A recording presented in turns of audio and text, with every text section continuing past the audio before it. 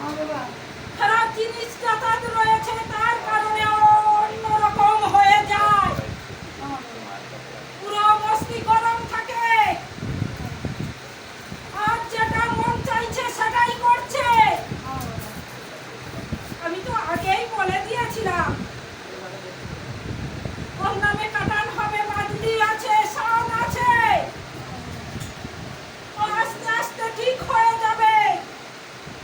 আত্মা যাতায়াত রয়েছে। বাবা কোথায় থেকে এরকম হয়েছে, কি হচ্ছে, কি করছিল? দেখ বেটি, ও রাস্তাঘাটে চলার পথ ভুল করেছে, এমন জায়গা দিয়ে যাতায়াত করেছে, তার কারণে ওর পিছু নিতে বাধ্য হয়েছে। শরীর তখন ভালো ছিল না এবং শরীরের প্রবলেমও রয়েছে।